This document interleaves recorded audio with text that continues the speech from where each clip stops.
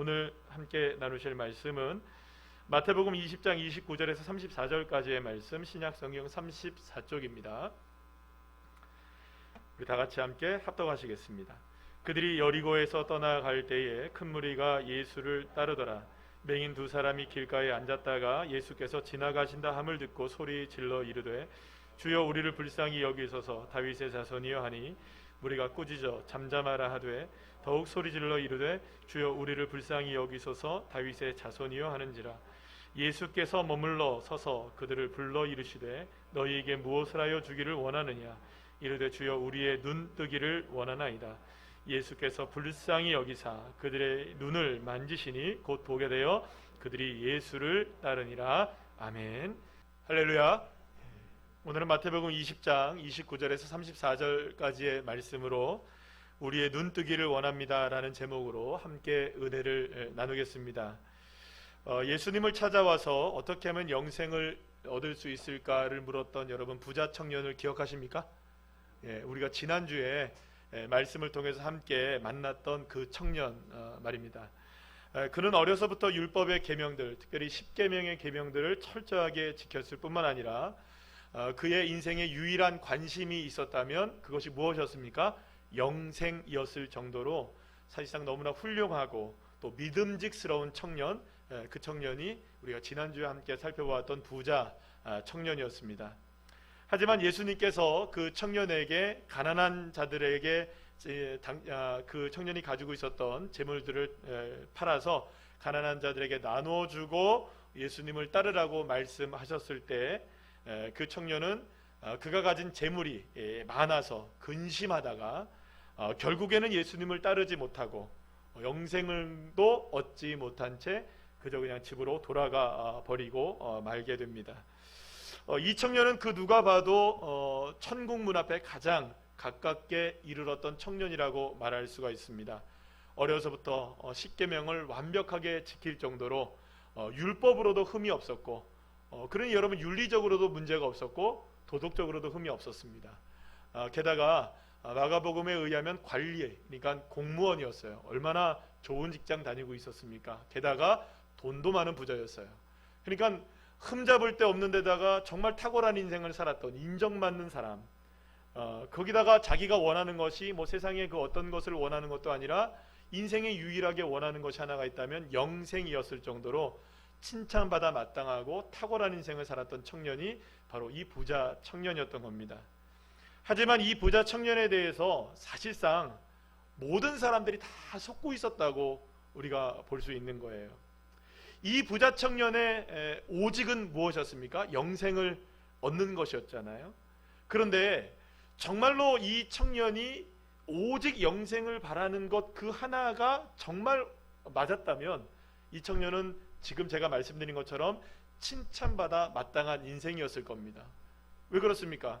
그의 인생이 오직을 바라보면서 영생을 바라보면서 살았기 때문에 사실 이 청년의 진심이 영생이었다면, 정말로 오직 영생을 바라봤다면, 그러니까 이 사람은 정말로 그러니까 율법으로 탁월했구나, 정말로 이 청년은 정말 훌륭한 청년이구나 라고 모든 사람들이 다 인정을 할 수 있는 거예요. 물론 이 청년도 자기가 오직 영생을 바라보는 인생이었다라고 자기 스스로도 생각하고 살았던 겁니다. 그런데 예수님이 재물을 팔아서 가난한 자들에게 나눠주고 나를 따르라라고 말씀하셨을 때 거기에 딱 걸려 넘어가는 거예요. 오직 영생이었다고 생각했었는데 알고 보니까 오직이 영생이었습니까? 아니었습니까? 아니었던 게 드러나게 된 거죠. 그러면 이 청년의 오직은 무엇이었습니까? 재물이었던 것이 밝혀지게 된 거예요. 그럼 여러분 생각해 보세요. 이 청년의 오직이 영생이었던 것과 이 청년의 오직이 재물이었던 것은 전혀 다르죠. 만약에 이 청년의 오직이 재물이라는 것이 밝혀진 이상 이 청년은 정말로 존경받을 만한가요? 나랑 똑같네 라고 생각이 드십니까? 나랑 별반 다를 바가 없네. 어차피 이 청년도 영생이 아니라 재물 때문에 살았네 라고 생각할 거 아닙니까? 그러면 여러분 실망한 것은 사람들도 실망할 거 아니에요? 그런데 사람들만 실망하겠습니까? 본인도 실망할까요? 본인도 실망한 거예요. 어쩌면 재물 때문에 근심하고 집으로 돌아가긴 했지만 이 청년은 충격에 빠졌을 거예요. 왜요? 자기가 오직 영생을 바라보고 살았는데 오직 영생이 아니라 오직 뭐였으니까? 재물이었던 것이 자기도 밝혀졌으니까 스스로도 속고 있는 것이죠. 그러니 여러분, 자기도 속으니까 누구도 속을 수밖에 없는 걸까요? 주변 사람들도 속을 수밖에 없는 거예요. 지난주에도 말씀드렸듯이 오직이라는 뜻은 이런 뜻을 갖고 있습니다. 우리 다시 한번 읽어볼까요? 시작. 여러 가지 가운데 다른 것은 있을 수 없고 다만이라는 뜻을 가지고 있습니다. 그래서 이 오직이라는 말은 평상시에 드러나지 않아요. 그래서 사실은 나도 속을 수도 있고 여러분들 모두 다 속을 수도 있는 거예요. 왜냐하면 평상시에 드러나지 않으니까. 그러니까 속는 겁니다. 다 속는 거예요. 그런데 결정적인 순간에 이 오직이 드러나는 거예요. 결정적인 순간에 여러 가지 중에서 단 하나가 딱 드러나는 거예요. 마지막 순간에 드러나는 거예요. 그런데 오늘 본문에는 우리가 함께 살펴볼 그 사람이 이제 나오는, 본문에 나오는 사람이 이제 두 맹인이 나오는데, 이 두 맹인은 부자 청년과는 전혀 다른 인생을 살았던 것을 우리가 보게 됩니다. 이 두 맹인에게도 오직이 있었어요. 그런데 결정적인 순간에 이 두 맹인은 오직이 자신들이 바라봤던 오직이라는 것을 증명해냅니다. 그러니까 결국에는 이 부자 청년은 오직을 증명해내지 못한 것과는 반대로 이 두 맹인은 자신의 오직이 정말 오직이었다는 것이 밝혀지게 돼요. 그래서 전혀 다른 인생을 살아갔던 이 두 맹인에 대한 이야기를 오늘 이 시간 함께 나눠보려고 합니다. 예수님은 십자가에서 죽임을 당하시기 전 마지막 일주일을 예루살렘에서 보내시게 됩니다.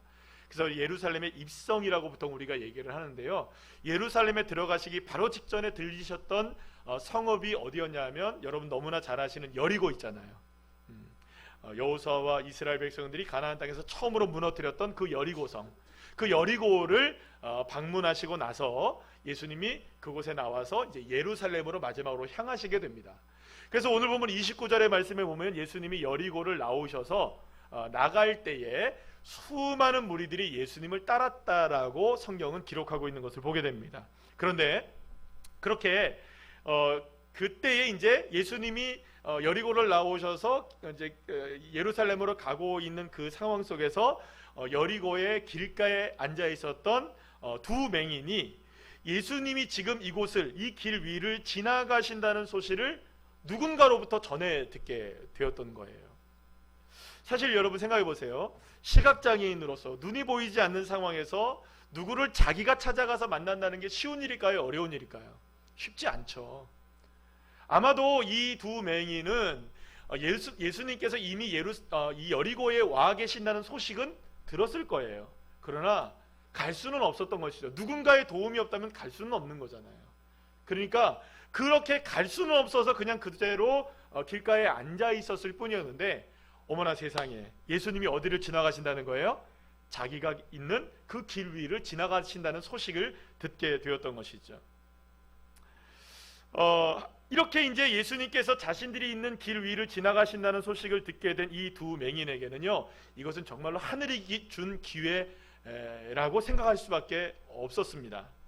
만약 자신의 인생을 바꿀 수 있는 기회, 오직 단 한 번밖에 주어지지 않는 기회가 있다면 아마도 예수님이 이곳을 지나가시는 것이 아닐까라고 생각할 수 있었던 것이죠. 왜냐하면 여리고 성문 곁에서 앉아서, 사실은 좀 이따도 말씀드리겠지만 사람들이 던져주는 동전으로 살아갔던 사람들이거든요. 그렇게 구걸하며 살아갔던, 그렇게 삶을 연명해야 했던 이 두 사람에게 예수님에 대한 소문, 어떤 소문이 들려왔을까요? 중풍병자가 나음을 입고, 나병 환자가 고침을 받고, 눈먼 자가 눈을 뜨고, 걷지 못하던 사람이 걷게 되고, 심지어는 어떻게 됩니까? 죽은 자가 살아나게 되고, 귀신들이 떠나가게 되고. 아멘은 집에 놓고 오셨고.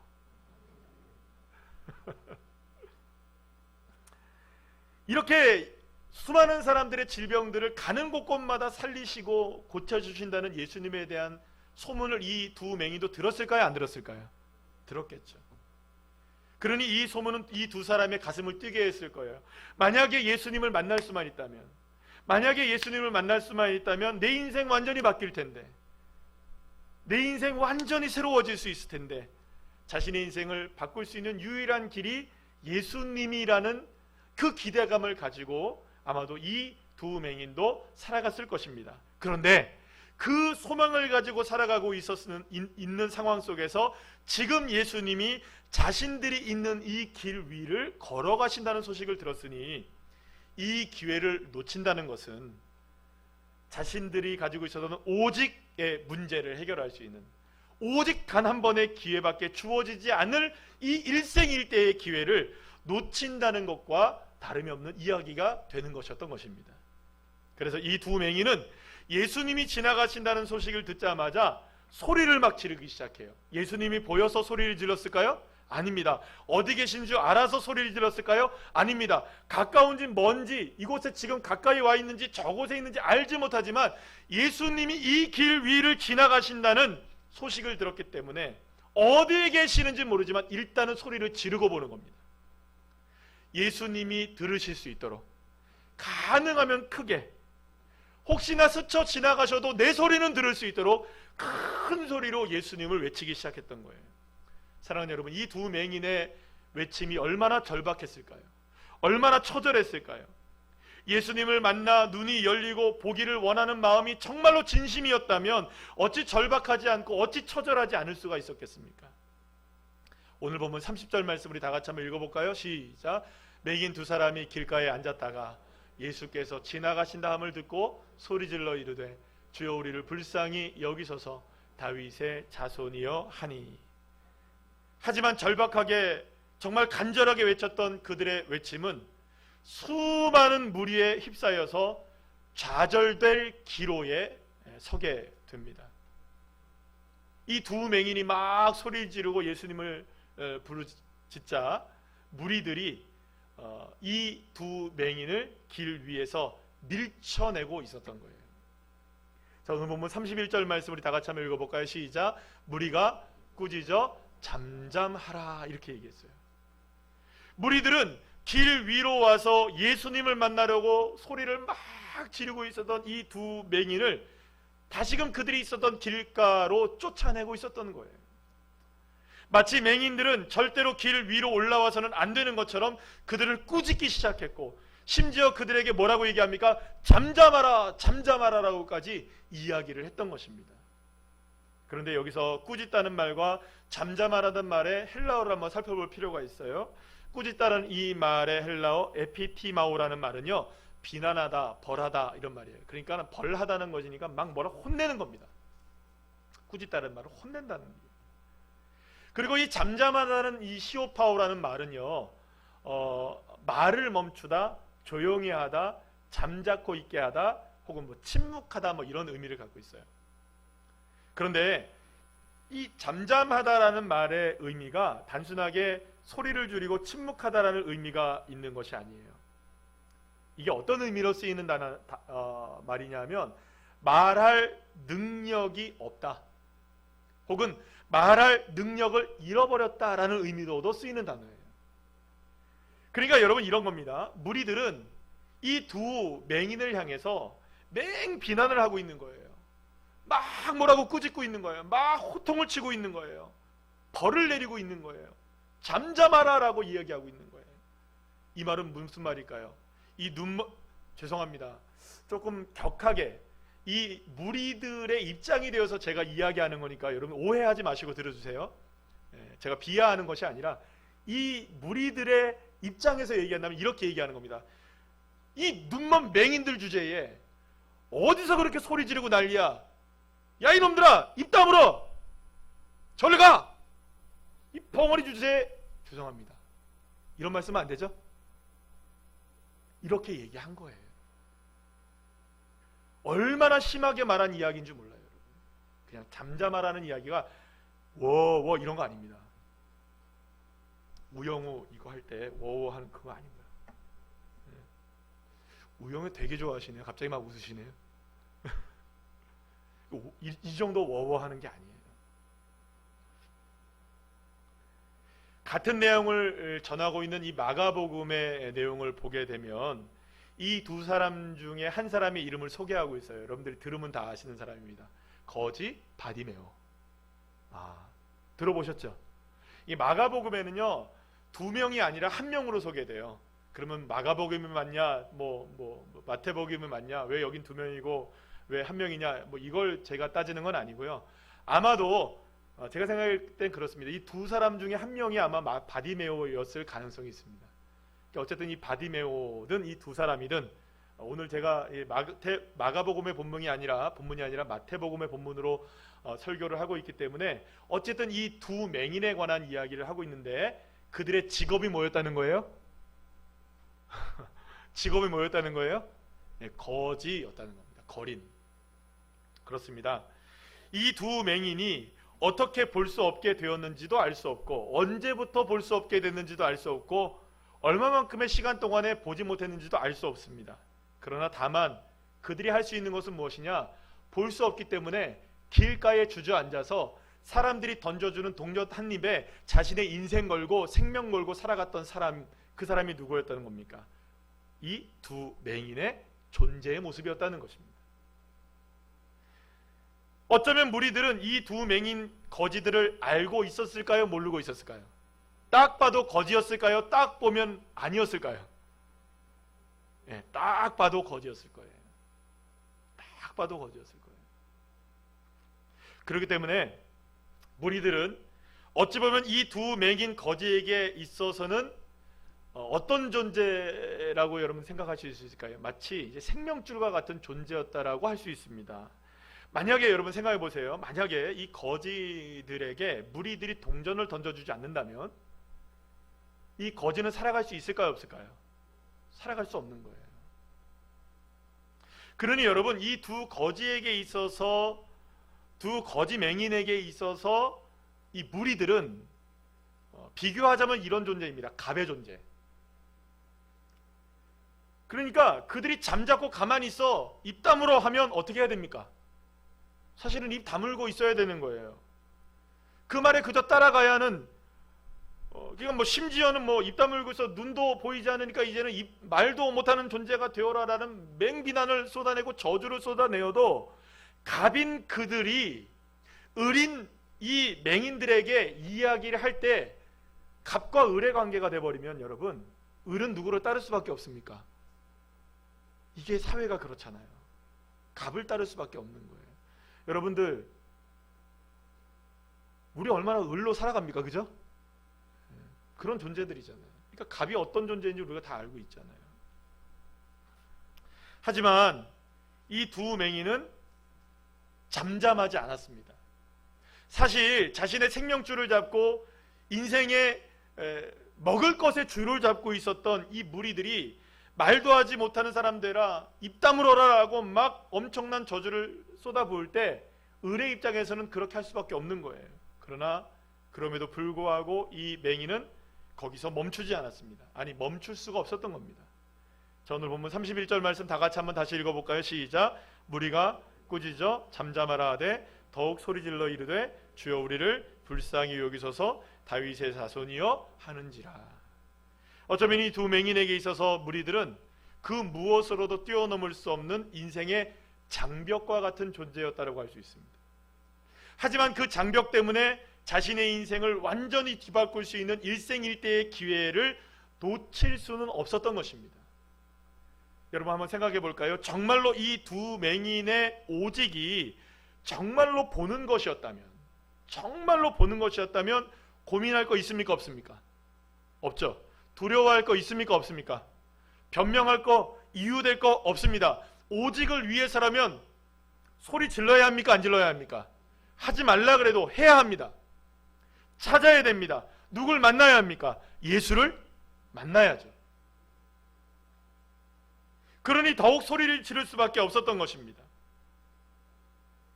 아니 그렇게 안 할 수가 없었던 것입니다. 소리를 더욱 크게 지르는 것밖에는 자신들이 할 수 있는 것이 없었던 것입니다. 내 인생을 바꿔주실 분, 내 눈을 뜨게 해주시고 보게 해주실 예수님을 향해 외치고 또 외치는 것밖에는 그들에게는 할 수 있는 것이 없었습니다. 오직이 정말 눈 뜨는 것이 맞다면 말이죠. 그런데 여러분 부자 청년은요 자신의 오직인 영생을 위해서는 무엇을 뛰어넘어야 됐을까요? 재물의 문제를 뛰어넘어야 했었어요. 만약에 이 청년에게 남겨진 마지막 장벽 하나가 있다면, 정말로 오직이 영생이 되기 위해서는 마지막 장벽 하나를 넘어야 되잖아요. 그게 뭐였을까요? 이 재물을 넘어서야 했던 겁니다. 이 두 맹인 역시 자신의 오직이 정말로 보는 것, 눈이 열려지는 것이라면 무리들이 자신을 아무리 막는다 할지라도, 입 다물어라고 얘기한다 할지라도, 잠잠해라고 얘기한다 할지라도 그 마지막 장벽 넘어야 하는 것일까요? 넘지 말아야 하는 것일까요? 넘어서야 하는 것이겠죠. 여러분, 현실적으로 우리 한번 생각해 봅시다. 누가 더 장벽을 넘기가 힘들었을까요? 부자 청년의 재물이라는 장벽이 넘기가 힘들었을까요? 아니면 이 두 맹인의 보는 이 물이라는 장벽이 넘기가 힘들었을까요? 여러분, 누가 더 힘들었을 것이라고 생각하십니까? 아마도 누가 더 힘들었을 것이라고 나름대로는 생각하실 수 있을지 모르겠지만, 제가 곰곰이 생각을 해보니까 사실 부자 청년도 힘들었을 것이고 맹인도 힘들었을 거예요. 사실은 누가 더 힘들었느냐를 논하는 것 자체는 별로 의미가 없는 것 같아요. 왜 그렇습니까? 나름대로는 그들이 넘기 힘든 장벽은 모양과 모습은 다르고 형편과 사정은 달랐지만 그들 나름대로는 최고의 어려움, 그 순간에 처해져 있는 것이었기 때문입니다. 사실 우리 모두가 다 그래요. 그 누구에게도 오직을 향해 나가는 데 있어서 뛰어넘지 못하게 하는 현실적인 장벽들이 우리에게 존재할까요, 안 할까요? 나름대로는 다 있어요. 어떤 사람은 정말로 이 부자 청년처럼 물질이 장벽이 되기도 하고요. 어떤 사람은 건강이 장벽이 되기도 하고요. 어떤 사람은 나라는 자아가 장벽이 되기도 하고요. 어떤 사람은 가족이, 자녀들이 장벽이 되기도 하고요. 이런 것이 장벽이 되기도 하고 저런 것이 장벽이 되기도 해서 오직을 향해 나가는데 그것만 앞에 딱 서면 왠지 작아지고 멈춰지고 머뭇거리게 되고 뛰어넘지 못하는 이런 일들이 우리에게 누구에게나 한 가지씩은 다 가지고 있는 것입니다. 부자 청년은 재물이, 두 맹인은 무리들이 그렇게 막고 있었던 것이죠. 그런데 이렇게 오직을 향한 길을 막고 있는 장벽은 오히려 나의 오직이 정말로 무엇인지를 정확하게 확인시켜주는 역할을 한다고 볼 수가 있어요. 여러분 한번 생각해 보세요. 만약 이 두 맹인이 무리에게 가로막혀서 더 이상 소리를 지르지도 않고 예수님도 찾지 않게 되었다면 이 두 맹인에게 있어서 오직은 정말로 눈을 열어보는 것이었을까요? 이해가 되십니까? 다시 한번 말씀드릴게요. 정말로 무리들이 잠잠하라고 해서 길가로 다시금 내팽겨치는 데에 그냥 어쩔 수 없이 그냥 무리들이 말하니까, 무리들이 잠잠하라고 하니까 그냥 조용히 하고 입 다물고 원래 있던 자리로 길가로 그냥 가버렸다면 이 맹인들의 오직은 눈 뜨는 거 맞습니까? 아닙니까? 아니죠. 아닌 거가 되는 거죠. 그럼 무엇이 오직이 됩니까? 만약에 그렇게 됐다면 오히려 두 맹인은 앞으로 살아가기 위해, 그리고 오늘을 살기 위해 무리들이 동전을 던져주는 그 생명줄을 붙잡고 살아가는 것밖에는 되지 않는 것입니다. 어떻게 하면 오늘을 살아갈 수 있을까? 어떻게 하면 오늘은 먹을 수 있을까를 만약에 고민하고 그것이 정말로 그들에게 고민이었다면 무리들의 요구를 외면하지 못하는 겁니다. 부자 청년이 그랬습니다. 당장 이 땅에서 살아가려면 재물이 필요하지 영생이 필요한 것이 아니었어요. 재물 앞에서 오직은 영생이 아니었음이 드러나게 된 것입니다. 만약에 이 두 맹인도 무리들 앞에서 오직이 정말로 보는 것이 아니라는 것이 드러나게 될 수 있었다면, 그렇게 되었다면 이들의 오직은 보는 것이 아니라는 것이 밝혀지는 것이죠. 하지만 이 두 맹인은 무리들 앞에서 자신들의 오직을 포기할 수 없었던 것입니다. 당장 오늘 동전 하나를 얻을 수 없고 입에 풀칠을 하지 못한다 할지라도 주님 보기를 원합니다. 내 눈을 열어주십시오. 주님 내가 보기를 원합니다. 이 오직 하나의 꿈, 이 오직 하나의 꿈을 무리들이 막는다고 해서, 잠잠하라고 해서 잠잠할 수 없었고 막는다고 해서 막힐 수가 없었던 것입니다. 사랑하는 여러분, 그러면 우리 이렇게 생각할 수 있겠죠. 오직을 향해 나아가야 하는데, 오직을 향해 뛰어넘어야 하는데 뛰어넘지 못하게 하는 그것은 무엇일까요? 그것은 다른 것이 아니라 가장 큰 장벽은 뭐냐? 여러분 각자가 경험하고 있는 삶의 현실입니다. 여러분들이 지금 경험하고 있는 상황과 여건입니다. 그것이 바로 오직을 향한 꿈을 이루지 못하게 하고, 오직을 향해 나가지 못하게 하고, 주님을 따르지 못하게 하는 것이죠. 그래서 이 두 맹인은 더 크게 소리 질렀던 것입니다. 눈을 뜨기 위해서는 반드시 예수님을 만나야 했기 때문에 무리들이라는 장벽이 가로막고 있어도 그 장벽을 뚫을 만큼의 커다란 목소리로 다시금 젖먹던 힘을 다하여서 주여 나를 불쌍히 여겨주소서, 주님 나를 불쌍히 여겨주소서, 다윗의 자손이여라고 수없이 외치고 또 외치고 또 외쳤던 것입니다. 사랑하는 여러분, 그때 예수님이 소리를 들으셨습니다. 그리고 발걸음을 멈추셨습니다. 그리고 그 두 사람을 부르셨고 그들에게 무엇을 해주기를 원하느냐, 너의 오직은 무엇이냐라고 물었던 겁니다. 그러자 그들이 얘기합니다. 주여 우리의 눈 뜨기를 원합니다, 보기를 원합니다 라고 대답하셨고, 예수님은 그들을 긍휼히 여기시고 불쌍히 여기시고 눈을 만져주셔서 그들의 볼 수 없었던 눈을 다시금 열어주셨던 것입니다. 할렐루야. 사랑하는 여러분, 이 두 맹인의 간절한 외침은 오직 보기를 원하는 그들의 진실함을 그대로 증명해 보였던 것입니다. 그리고 이 무리들의 장벽을 넘어 예수님을 그토록 만나기를 원했을 때 주님은 그들을 만져주셨고 눈을 어루만져 주셨고 긍휼히 여겨주셨고 그들의 눈을 열어주셨던 것입니다. 자, 그런데 더욱더 놀라운 일 하나가 있었어요. 이 두 맹인의 눈이 열려지게 되자 그들은 스스로가 예수님을 뭐하는 사람이 됩니까? 따르기 시작했습니다. 부자 청년은 예수님을 따랐습니까? 따르지 못했습니까? 재물에 막혀 따르지 못했어요. 그것과는 달리 이 두 맹인은 예수님을 따르는 사람이 되었던 것입니다. 그러나 여러분 생각해 봅시다. 단지 볼 수 없던 눈이 열렸기 때문에 예수님을 따랐던 것일까요? 그것은 아닙니다. 물론 볼 수 있었기 때문에 따른 것은 맞지만, 여러분 보세요. 오직 하나가 무엇이었습니까? 그들의 오직 하나는 눈이 보여지는 거잖아요. 근데 자신의 인생의 오직 하나를 채우신 분이 누구십니까? 여러분, 그분은 대단하신 분인 거예요. 내 오직을 채우실 수 있는 분이 나의 오직이 되면, 할렐루야, 그러면 인생은 달라지는 거예요. 눈 뜨는 것, 이거 문제가 아닌 거예요. 오직을 예수로 두기만 하면 내 인생에 2% 부족했던 모든 것들이 다 해결되어지는, 할렐루야, 그런 역사가 일어나게 되는 것입니다. 그러니 예수님을 따르는 것이죠. 왜 예수님을 따릅니까? 눈이 열려지니 따를 수 있는 것입니다. 보게 된 것입니다. 무엇을 본 것이냐? 인생의 오직은 예수 그리스도다. 그러니까 주님을 바라볼 수 있어야 하는 것입니다. 어떻게 보면 여러분, 부자 청년도 예수님의 제자들도 이 두 맹인도 결국 예수님이 원하시는 것은, 궁극적으로 원하시는 건 뭡니까? 주님을 따르는 거예요. 따라합시다. 예수님을 따른다. 이게 궁극적인 목적이에요. 그런데 예수님을 따르는 인생이 되기 위해서는 다 내려놓아야 해요. 예수님을 따르기 위해서 베드로는 만선의 배를 포기했어야 했어요. 이 부자 청년이 예수님을 따르기 위해서는 무엇을 내려놓아야 했습니까? 재물을 내려놓아야 했던 거예요.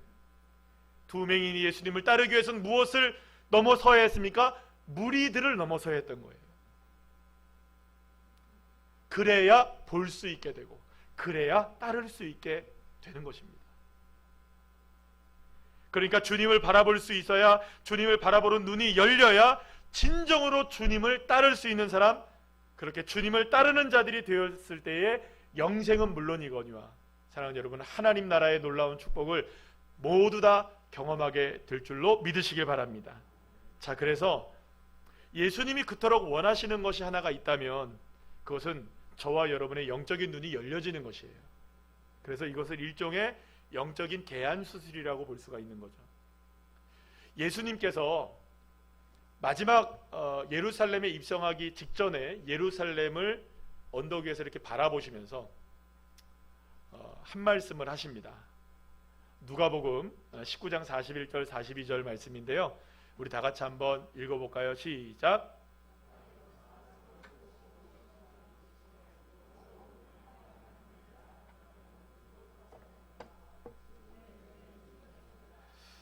예수님은 눈물을 흘리셨어요.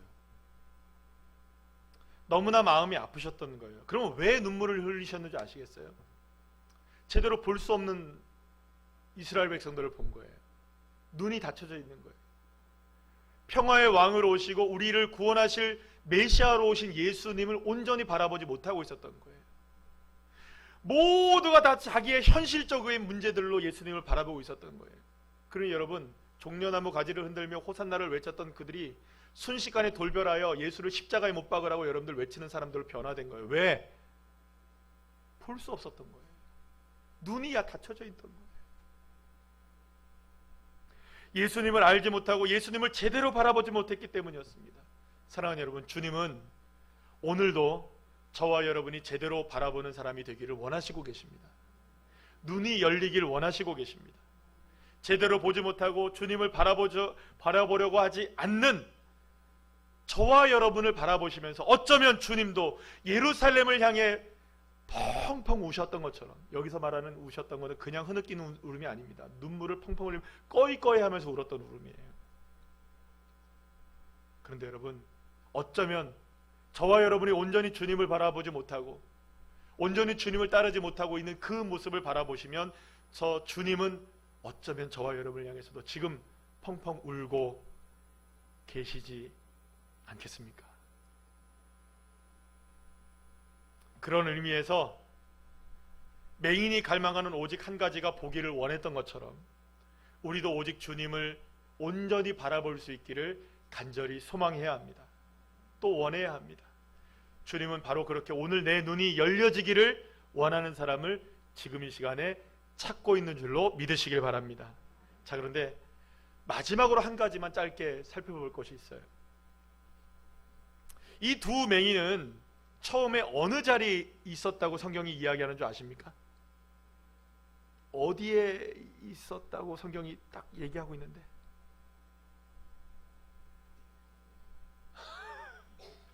어딜까요? 그 절을 보면 안 나오고 성경을 봐야 나오겠죠. 어디에 있다고 혹시? 그렇죠, 길가에 있다고 나와요. 그래서 제가 아까 전에 처음에 말했을 때 막 길가, 막 길 옆, 막 길 위, 막 이런 얘기 했는데, 그래서 그 얘기를 한 거예요. 두 맹인이 처음 길가에 앉아 있었어요. 다시 말해서 길 위가 아니라 길가, 길 옆, 길 가장자리. 그래서 여러분, 이게 NIV 성경의 영어 성경에 보면 뭐라고 나오냐면 로드사이드라고 나와요. 그러니까 길 옆에, 길 가장자리를 차지하고 앉아 있었던 것이죠. 그런데 주님을 만나기 위해서, 주님과 함께 동행하기 위해서, 주님을 보기 위해서는 어디로 가야 합니까? 길가에 앉아 있어서는 안 되는 거예요. 길 위로 가야만 하는 겁니다. 그런데 길 위로 올라가려고 하니까 무리들이 막아서는 거예요. 잠잠하라, 너 길가로 다시 가. 너의 인생은 길가에 있는 인생이야. 길 위에 올라올 수 없는 인생이야. 장벽에 커다랗게 막혀져 있는 거죠. 그 장벽을 뚫어내야만 길가에서 길 위에 인생이 될 수 있는 거예요. 사랑하는 여러분, 주님은 저와 여러분이 길 위의 인생이 되기를 원하시고 계십니다. 길가의 인생을 저련히 떨쳐버리고 오직 주님을 바라보기를 원하는 길 위의 인생이 되기를 원할 때, 저와 여러분의 길가의 인생이 버려지고 길 위의 인생을 통하여 주님과 함께 동행하는, 주님과 함께 걷는, 주님과 함께하는 인생이 새롭게 시작되는 줄로 믿으시길 바랍니다. 사랑하는 여러분, 주님은 우리 모두가 주님과 함께 걷는 길 위의 인생이 되기를 원하시고 계셔요. 주님과 함께 걸으며 주님을 느끼고 주님을 경험하는 삶이 되시기를 간절히 소망합니다. 그리고 이렇게 주님과 함께 길 위를 걷는 인생이 되기를 원한다면, 나를 둘러싼 모든 장벽과 두려움, 그리고 모든 것들을 다 뛰어넘을 만큼의 큰 소리로 사랑하는 여러분, 주님을 외치셔야 합니다. 장벽을 뚫을 만큼 내 인생을 지금 가로막고 있는 그 어떤 문제든, 현실의 문제가 무엇이든 그것을 뛰어넘을 만큼 소리를 질러야 됩니다. 주님, 내 눈뜨기를 원합니다. 주님, 보기를 원합니다. 주님, 만나기 원합니다. 주님과 함께 길 위를 걷기를 원합니다. 우리 다 같이 다시 한번 해볼까요? 시작. 주님, 내 눈뜨기를 원합니다. 주님을 보기 원합니다. 주님을 만나기 원합니다. 주님과 함께 길 위 걷기 원합니다. 할렐루야. 그렇게 진심으로 주님을 바라보기를 원할 때 어느새 우리는 길가의 인생, 길가의 믿음이 아니라 주님과 함께 걷고 있는, 함께하는 길 위의 믿음, 길 위의 인생이 되어서 그 무엇으로도 막을 수 없는 하나님 나라의 놀라운 축복과 은혜들을 맛보며 살아가는 믿음의 자녀들이 다 될 줄로 믿습니다. 8월이 다가옵니다. 하나님의 은혜 가운데 이 무더위 속에서도 8월 한 달 주님의 능력 가운데 길 위의 인생 되셔서 승리하시고 하나님 앞에 큰 영광 돌리는 귀한 자녀들 한 분 한 분들 다 되시기를 간절히 축원합니다.